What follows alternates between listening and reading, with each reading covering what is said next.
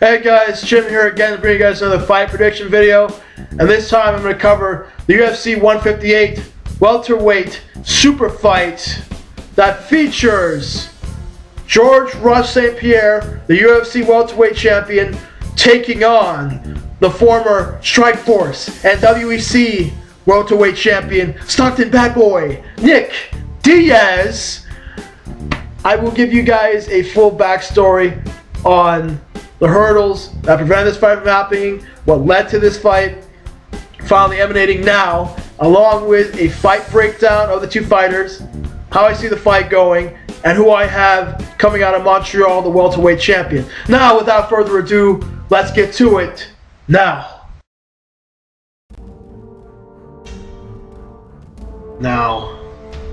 The Georges St-Pierre Nick Diaz super fight was actually supposed to take place on two different occasions.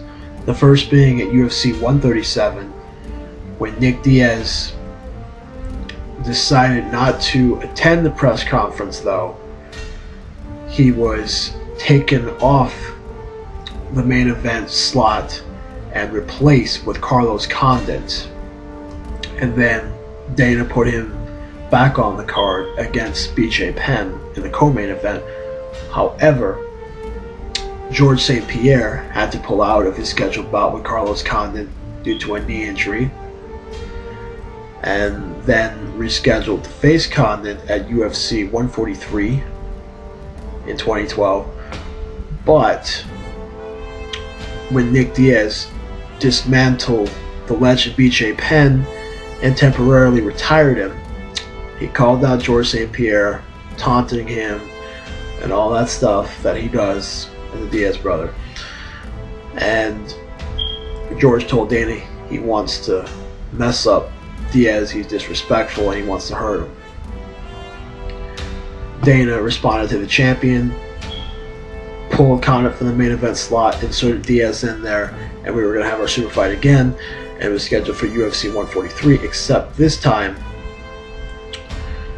George had to pull out due to an ACL tear, and then he was replaced by Carlos Condit, and Nick went on to face Condit for the interim welterweight championship of the world, UFC 143, and lost by a very controversial unanimous decision. I mean, it was very close, but his corner was crazy thinking he won all 5 rounds. They were insane because it was very close, and Nick wasn't really doing enough in the judges' eyes to really get the victory, because yes, he was backing Carlos up, but he wasn't throwing the most effective striking. Carlos was doing more effective striking, and in my opinion, I think he won the fight. But that's your opinion, that's my opinion. You know, who won the fight, it's, you know, nobody's really right or wrong with that, but you know, it's to eat his own is really who won the fight. I mean, at the end of the day, don't leave it up to the judges.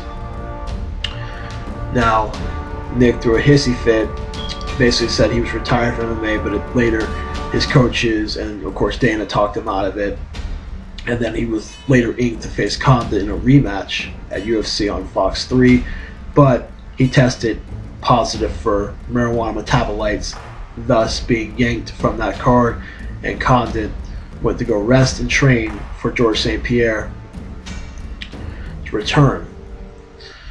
Now, Georges St-Pierre was repairing his knee meanwhile and doing all the necessary rehabilitation to get himself ready for his title unification fight against Condit to unify the welterweight championship of the world, because Condit was the interim champion when he defeated Diaz. He won that belt, and Georges St-Pierre was still the champion. He was just on the men.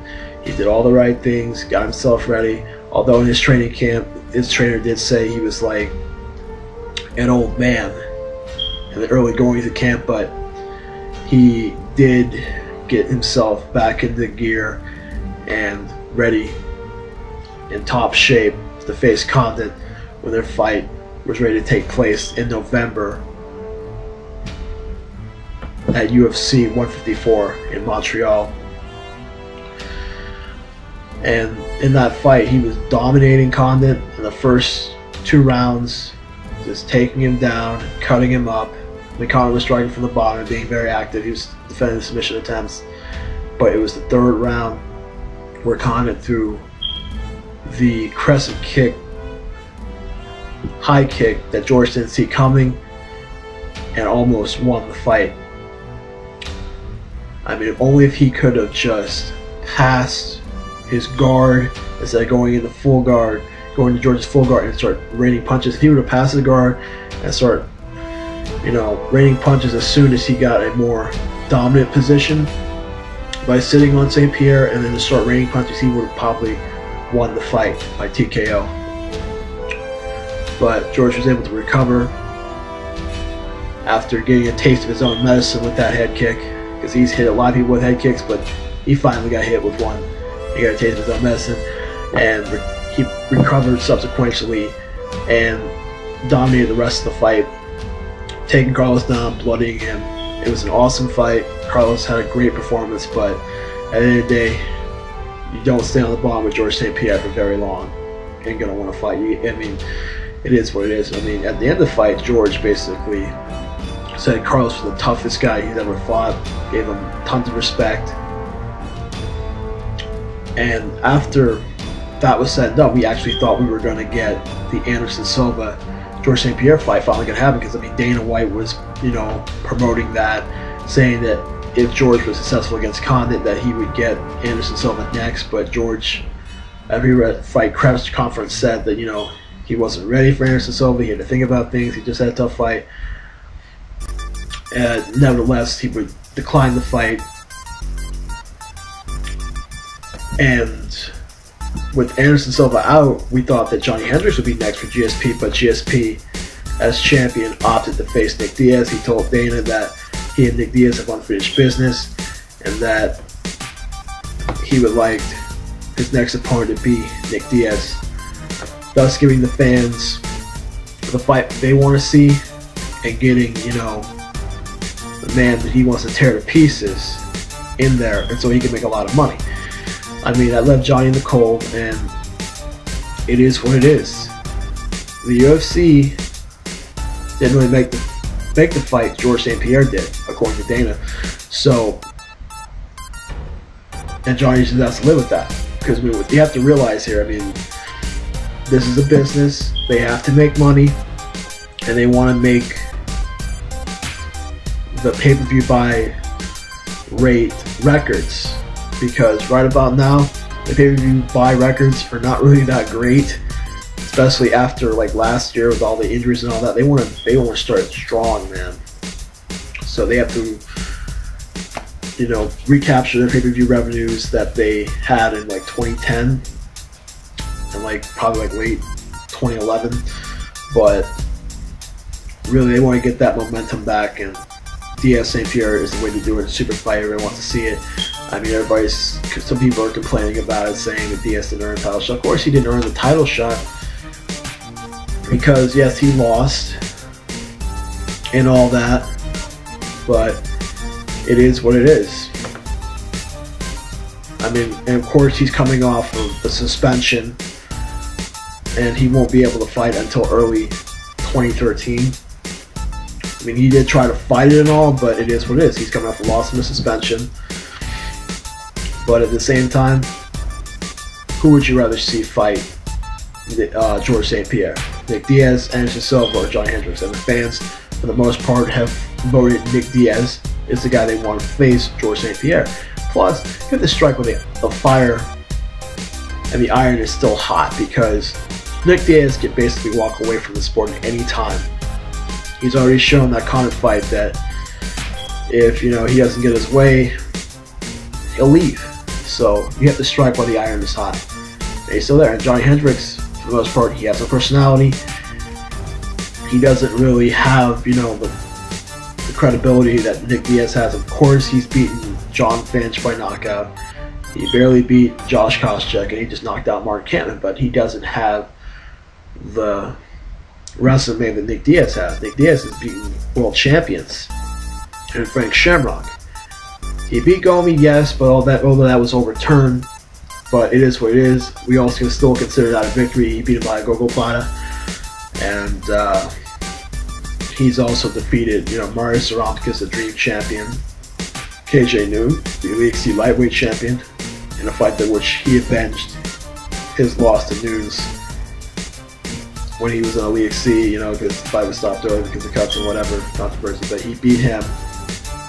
He recently dismantled BJ Penn, another champion, so another UFC champion, but the fact is, he has a resume, he has the personality and intrigue, and he can sell tickets.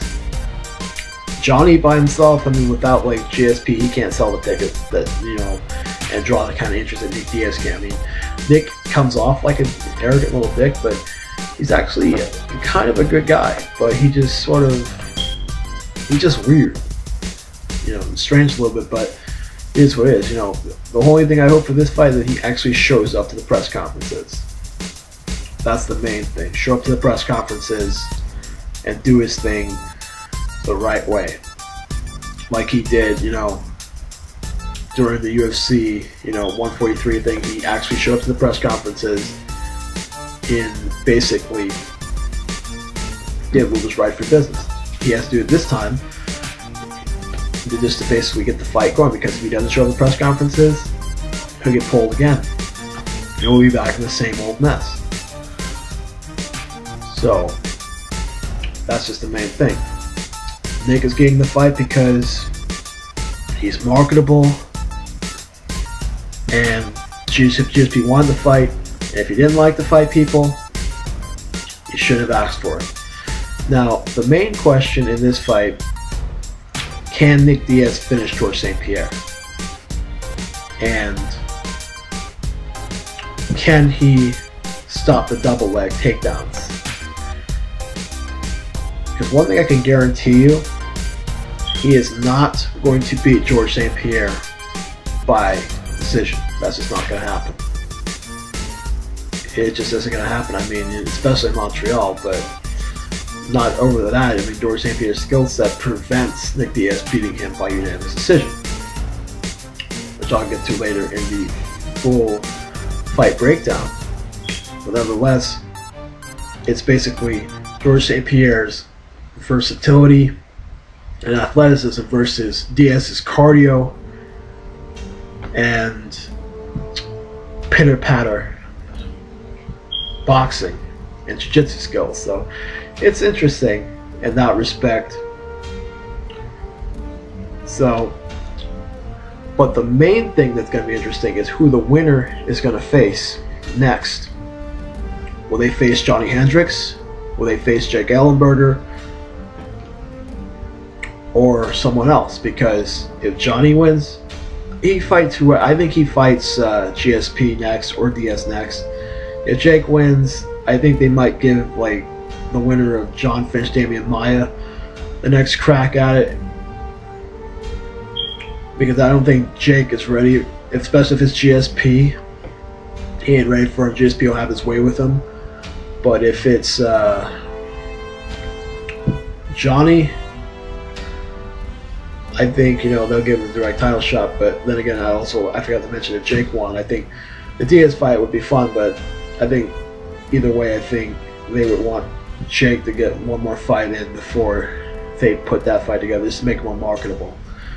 But another thing to consideration is like if they can somehow get the Anderson Silva fight together between GSP or Nick Diaz, depending on who wins, then Johnny is going to have to wait in the back of the line for a title shot. And also, let's not consider this. Now Strikeforce is folding. If Nate Marquardt defeats Tyreek Safadine, then Johnny might just, or whoever between him and Ellenberger win, might just be in the back of the line. Because champion versus champion. That's another interesting fight, because you can sell it on either case, but between Diaz or St-Pierre. So that's another thing to consider. But nevertheless, let's move on to the official fight breakdown coming up next.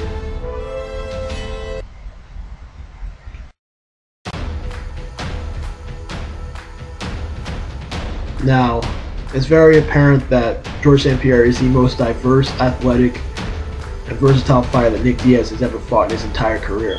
Because not only does George bring, like, you know, a different, you know, level of striking that Nick has never faced before, because George has three, you know, dimensions of his striking game with his Kyokushin, karate, which he has a black belt in, his Muay Thai, which is very good, he worked with Phil Nurse with, and his ever-improved boxing game that he's fought Dillinger with Freddie Roach, and Howard Grant with, I mean, it was very evident in the Josh Koscheck fight with all the jabs, Superman punches and all that, but he's good everywhere with striking. Along with that, he has a black belt in Brazilian Jiu-Jitsu, and his wrestling is where he really shines, because it's hard to stop his double leg because he covers so much distance that he can get just about anybody down with his double leg. And also, I forgot to mention that for the striking, he covers distance really well too. And, you know, so it is what it is with that, because the guy covers distance so well, it's scary. It really is. I mean, how accurate he is with his striking and his takedown. You know, and not to mention his takedown defense is superb too. He's also hard to get down. I mean, you have to really be like a Josh Koscheck type wrestler to get him down. Not to mention what he likes to do is attack his opponent's weakness and stay away from their strengths. That means if he's fighting a wrestler, he's going to outstrike him on the feet. If he's fighting a striker, he's going to take them down. And that's just, and if it's a jiu-jitsu player, he's going to nullify his jiu-jitsu to prevent him from using it, and keep this on the feet and probably, you know, beat him there. Unless he's like a great striker, then he's going to take him down and just nullify his jiu-jitsu game. Very much like he did with Carlos Condit. And the Koscheck fight, he kept it standing in the second one anyway, and messed up his eye. So he knows how to, you know, blend everything together to come out victorious and be successful. Now, Nick Diaz, on the other hand, he has a black belt in Brazilian Jiu-Jitsu, plus he has some really unorthodox boxing. He does full volume strikes with like very little power. You know, what they do is they confuse you. It's like this little pitter-patter pancake, you know, or patty cake, whatever type striking that he likes to do. Boom, boom, you know, patty cake. It's just there to confuse you, and then he also throws in some power shots in there to take you down. But for the most part, like he likes to do, is put a lot of pressure on you, you know, insult you, taunt the heck out of you to get you off focus and play into his game. That's the main thing Nick tries to do. He tries to get you out of your cool and get you mad so you can do something stupid so you can capitalize on it. And he uses his hands also to measure his opponent with striking, but I don't think he's going to have the reach advantage at all in this fight, because both him and St-Pierre have a 76-inch reach, so it's about even there. He's also, I mean, got some decent scrambles, but for the most part, his takedown defense isn't that great, and wrestling is his main kryptonite. Because once, a long time ago, he went 3 straight losses to wrestlers. And these are the Diego Sanchez, Joe Riggs, and Sean Shirk. All men got him down. I mean, they couldn't keep him there for, you know, forever, but he got down. I mean, he actually got Diego down. And he actually does have like some good striking versatility too, to a certain extent. I mean, he does throw some leg kicks, some knees and all that, but it's mostly his boxing. Now, can he stop George's double leg? I don't think so, but what he can do is sprawl and depending on how George takes him down, he might be able to get it, like, slapped in a Kimura too. So it really depends. But the main thing for Diaz is not to stay on the ground with St-Pierre for long periods of time and have him rain down elbows on him. It's basically to get this back up to his feet, check leg kicks. Georges St-Pierre is going to do it to him, possibly, and basically, if he can, back George up to a corner and basically pick him apart, although I seriously doubt that'll happen. But nevertheless, keep it, don't stay on the ground with him too long, but if there's an opportunity to get a submission, take it. Specifically a go-go plata. I think that right there would be his main go-to move to defeat Georges St-Pierre. A triangle ain't gonna do it. An armbar ain't gonna do it. Because he learned from Matt Hughes how to get out of that one after that loss, and he ain't gonna get caught no armbar again. But I think a go-go plata is the way for him to do. Put that knee under his neck, slap that leg up here, and hold his head. I think that's the main way for him to get him with a submission victory in that fight, on the ground anyways. But mostly create scrambles, and if there's an opportunity for him to get on top and try to go for a submission. And if he does get on top, it's not going to be for very long, maybe a few seconds or so before George picks him off and gets back in a dominant position. But for St-Pierre, use your striking to set up takedowns, get him to the ground, elbow him, and cut him good so you can make his cardio count for nothing. Because Nick has wicked cardio, he never gets tired, but if you lose lots of blood, it doesn't matter how good your cardio is, because when you lose a lot of blood, you lose a lot of energy. Not to mention, if he bleeds too much, they can stop the fight, TKO in cuts. Or he could basically hold position, and knee him the same manner that he did Matt Serra to get a victory as well, if Nick's not intelligently defending himself. But the one thing Nick might have to worry about, although I don't think Carter's going to be an issue for him, is ring rust, because he hasn't been in the ring, or should I say octagon, in about a year coming into that fight at UFC 158. So he's not going to be in there. He hasn't been in the octagon for like almost a year when he finally gets into the fight. So that's going to be the issue. I know he trains hard, but ring rust is real. The Zach Shogun Hua. But I really think the only way he's going to get the victory, for the most part, Nick Diaz, on the ground, is basically with a go-go plata. And standing up, that's a little risky. I don't know if he's going to be able to get George to play his game or back him up. But if he can catch him a lucky shot, like Condit did, I would say that, well, I wouldn't say that was a lucky shot, but that was a well-played shot. But for Nick, I want to say lucky shot, because I think Georges St-Pierre is going to keep him at bay for the most part. When he does these little pitter-patter things, I think he's going to jab him in the eye, same way he did cost check, leg kick the hell out of him and take him down and cut him. So if he can back him up and get some shots in, and he can get him to the ground, pass Georges St-Pierre's guard. Do not go in full guard like Condit did. Pass his guard, get on top, and rain down his ground pound, which is pretty good. So that's just the main thing. But for GSP, keep Nick Diaz off balance, score the leg kicks, tear his legs up, get him to the ground, and cut it.